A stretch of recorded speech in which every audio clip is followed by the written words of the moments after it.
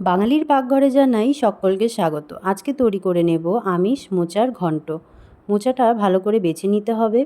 ভেতরের যে ছোট ফুলগুলো থাকে তার ভেতরে লম্বা একটি ডান্টির মতো ও সাদা একটা অংশ ফেলে দিতে হয়। এটা নাকি সবজিতে খুব সহজে গলে না।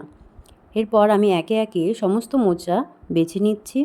সব শেষে ভেতরের যে ছোট অংশটা থাকে সেটা না বাছলেও চলে। এরপর এগুলো ভালো করে ধুয়ে কেটে নিয়ে হলুদ ও লবণ দিয়ে 5 মিনিট সেদ্ধ করে নিয়েছি।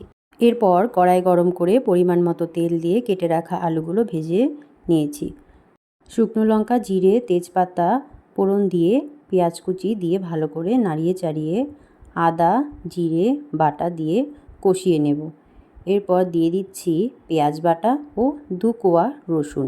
সমস্ত উপকরণ ভালো করে কষিয়ে নিতে হবে। এখানে আমি ভালো করে কষিয়ে নিচ্ছি। তারপর দিয়ে দেব একে একে স্বাদ অনুসারে লবণ ও পরিমাণ মতো হলুদ, সামান্য চিনি দিয়ে ভালো করে কষিয়ে নেব।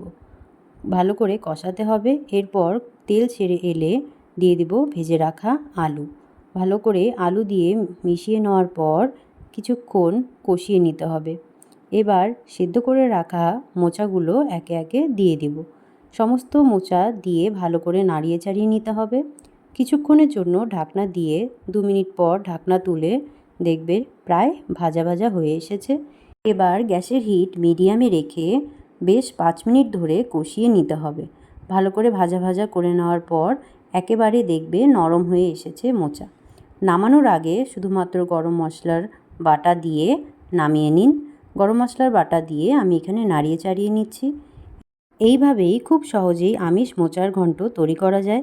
রেসিপিটি গরম ভাতের সাথে পরিবেশন করুন, সবার খেতে দুর্দান্ত লাগবে। এরকম নতুন নতুন ঘরোয়া রান্নার জন্য চ্যানেলটিকে অবশ্যই সাবস্ক্রাইব করুন। ধন্যবাদ।